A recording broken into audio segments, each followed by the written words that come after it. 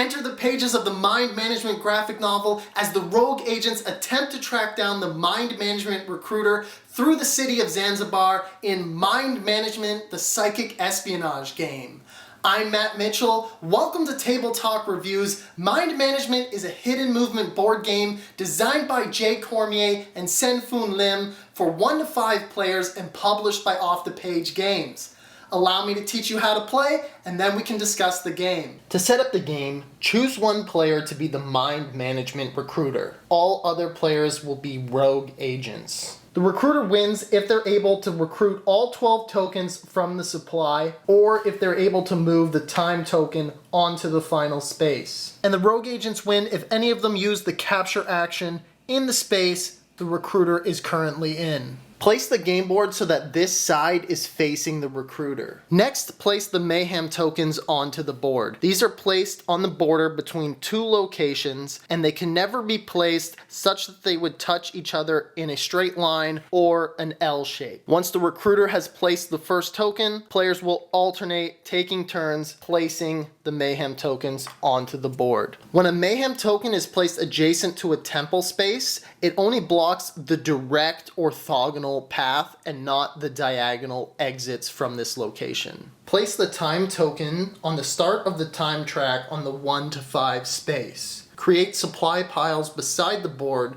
of mental note tokens, step tokens, and recruit tokens. There should be 12 recruit tokens in the supply. Tuck the action reminder cards under the board on the recruiter side and do the same on the rogue agent's side. The recruiter must now do some setup behind their mental screen with their secret map. Choose or draw a recruiter card and place it in the first slot of your mental screen. The potential agent cards will be placed on the rogue agent side of the board to indicate to them which recruiter you potentially could have selected. Place 1 mind slip token in front of your mental screen visible to the rogue agents. On your secret map, mark the locations of the mayhem tokens as they were placed during setup. Now choose a starting location and mark it with the number 1. Then shuffle the feature cards and draw 3, adding them to your screen. Locations matching these features are where the recruiter can contact recruits. Circle every feature on your secret map that matches these cards. The recruiter will now perform 4 step actions, marking the spaces they move into on their secret map with the numbers 2, 3, 4, and 5. The recruiter must move orthogonally adjacent, with the exception of moving diagonally into a temple space or out of a temple space. Mayhem tokens block orthogonally adjacent movements, and the recruiter cannot return to a space they've already visited. Once you've completed your first 5 moves, you will count the number of circled features on the locations you visited. Place this many recruit tokens beside the 1 to 5 space on the time track. Lastly, the recruiter will place the 4 immortals onto the board. They must be placed into different locations and cannot be placed on any locations around the edge of the board. It's best to place these so that you can still see the features in the locations. Now for the rogue agent setup. In a 2-player game, 1 player will control all 4 rogue agents. In a 3-player game, the 2 rogue agent players will each control 2 rogue agents. In a 4-player game, each player will control their own agent, and 1 agent will be shared amongst all players. And in a 5-player game, the 4 rogue agents will each have their own agent to control. Once the agent cards have been distributed, players will take turns placing their figures standing up in a location of their choosing around the edge of the board. Place the potential recruiter cards in their location beside the board and any available allies. The rogue agents will only have 1 ally when you play your first game. Then the rogue agents will collectively decide where to place the second mind slip token. It must be placed in one of the locations surrounding either of the 2 temple locations.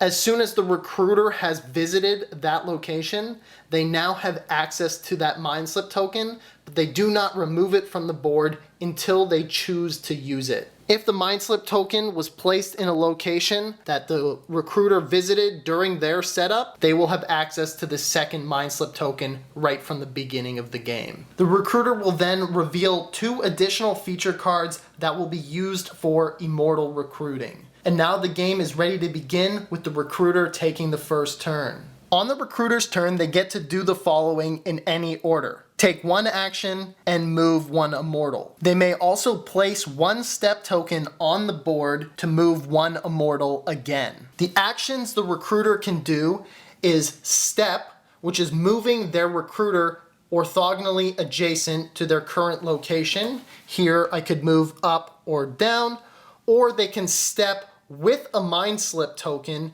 in which case they will get to use their recruiter's ability. Here it is to move 2 spaces away in an orthogonal line. So I could, in this case, jump over this space I've previously visited and move here. When moving with a Mind Slip action, you must be able to discard one of your Mind Slip tokens, either the one you start with in front of your mental screen at the beginning of the game, or if you acquire the second Mind Slip token, you can remove it from the board when you use it and place it on the time that you used that Mind Slip action. So here, if I chose to use my Mind Slip action to jump here, I would write 6 on my secret map and then place the yellow Mind Slip token beside the 6th space on the time track. When the recruiter visits a location on an even time, marked by one of the white circles on the time track, they do not reveal that they contacted a recruit when they move the time token. Contacted recruits are only revealed when they reach a red alert space on the time track. Because of this, the recruiter can only win when they place their 12th recruit token onto the board. Even if they've recruited 12 tokens on one of the off times, they don't win until they reveal that recruit. There is, however, an exception to this because the Immortals can recruit at any time. Immortals can move 1 space in any direction, either orthogonally adjacent or diagonally adjacent. Same as any other pieces, their movement is blocked orthogonally by Mayhem tokens. They cannot occupy the same space as another Immortal, but they can move into spaces that the recruiter has visited, that they've previously visited, or spaces with rogue agents. When in a space with a rogue agent, they will block that player from using the Ask, Reveal, and Capture actions. Additionally, they block the features in the locations they currently stand from being asked about by the rogue agents. 2 additional feature cards were revealed during setup. These are used for immortal recruiting. For the immortals to recruit, you must have 2 immortals in a location matching these features. So for example, here I have an immortal here with an umbrella and an immortal here with an umbrella, so I can recruit using this card and place 1 recruit token from the supply onto this card immediately. This is the only way the recruiter can win when they are not on one of the red alert icons on the time track by recruiting their 12th token onto the board. If the recruiter wants to move an immortal a second time or move another immortal, they must place a step token on one of the spaces the recruiter has previously visited. It will be up to the rogue agents to reveal what time the recruiter visited that location. To finish the recruiter's turn, they will move the token on the time track. If they move it onto an alert space, they will reveal however many recruits they contacted in those 2 turns. Then, if they recruited anything with Immortals, they will reveal a new feature card. The Immortals can only recruit from each feature card once. When it's the rogue agents' turn, they will activate 2 of their ready agents, and then it will be the recruiter's turn again. Then they will activate their other 2 agents. After an agent takes its turn, lay its figure down to indicate that it's already been used. After all 4 agents have been activated, stand them all back up on the board. Each agent is permitted to move 2 spaces, orthogonally adjacent, as well as diagonally when entering or exiting temple spaces, and they can perform 1 action. The actions they have available are Ask, Reveal, Shakedown, and Capture. To perform an ask action, they must choose one of the two features in the location of their agent. In this case, they cannot choose this feature because it is blocked by this immortal being in a location with the same feature. They can choose to ask about the palm tree. If the recruiter has visited any locations with that feature, they choose one of them and place a red step token. If the agent is in a location with a step token, they can choose to do the reveal action, in which case they will remove the step token and the recruiter will place a confirmed mental note with the time that they visited that location. In this case, they visited here at 5 o'clock. In this case, Maru is in the location of an immortal, so they cannot choose to use the ask, reveal, or capture actions, and their only option is to either move out of that location to take actions, or they can choose to shake down. Because they're in a location with an immortal present, they can choose any feature on the board. It does not have to be one of the two in their current location. And if the recruiter has one of the 3 matching feature cards on their mental screen, they must reveal it face up, discarding it, and they can no longer recruit using that feature. Then they will push the immortal 1 space away orthogonally. The last action available to the rogue agents is capture. If they believe they're in a location where the recruiter is currently present, they can choose to capture, and if the recruiter is there, the rogue agents have won the game. If the recruiter is not present in that location, it may or may not reveal some information to the players. Of course, this action cannot be used if an immortal is present in that location. Additionally, rogue agents can take the free action on their card if they have one. Maru has the ability of Psychic Crosshairs. As an action, she can choose to ask the recruiter if they are within 2 spaces of her in a straight line. They must respond with yes or no truthfully. Similar to ask, reveal, and capture, this action cannot be used if they're in a space with an immortal. Henry has the ongoing mental block ability, which always blocks immortals in his location or orthogonally adjacent locations from recruiting.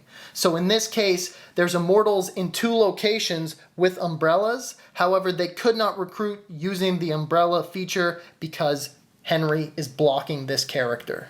Bill has the free action of Detect Weakness. He can move 1 immortal in an adjacent space to his location up to 1 space in any orthogonally adjacent direction. Dusty has the Neurorhythm free action. This allows him to move any agent 1 space plus an additional space for each of the recruiter's revealed feature cards. So he could move himself 1, or he could move Maru over 1 space. The other option available to rogue agents on their turn is to use one of their allies. At the beginning of the game, they will only have access to the Black Ops Dolphin, which allows them to take an ask action and discard the Black Ops Dolphin to force the recruiter to place step tokens on all the locations of the feature that they ask about. For example, if this rogue agent used the Black Ops Dolphin to ask about the Idea Garden, they might end up getting step tokens in all of these spaces.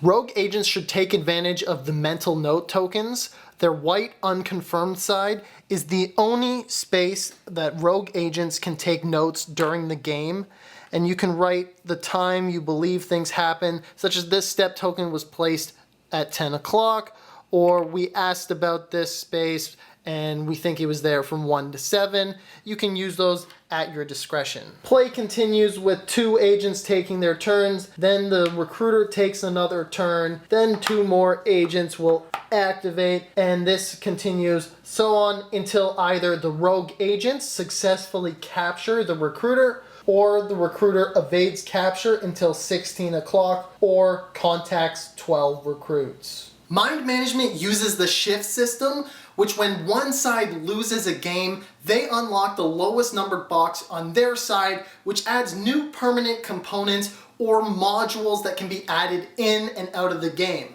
I'll leave those for you to discover when you play the game, and if that isn't enough, there's 10 more envelopes of surprises that you can unlock as you enter codes into the website.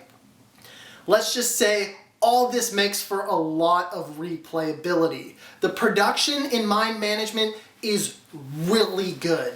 The components are nice looking and very functional. The insert is great and allows you to pack everything away really easily, but the art is where this game shines. Off the Page Games had the original comic book artist Matt Kindt contribute art everywhere in this game. There are tiny little details on everything. The card backs, the inside of the game box, the insert, the back of the secret map. Everything has these little details. All of the shift boxes include little mini comic books. It's a really amazing production from that viewpoint. Gameplay-wise, Mind Management is now my go-to hidden movement game because it is all about the logic and deducing which features the recruiter is using, figuring out their path, and cutting them off. Whereas other hidden movement games, the one player can kind of do whatever they want. They're less restricted and they could just move back and forth instead of following some logical path, and that's not as fun. I really enjoyed the logic part of the game in Mind Management.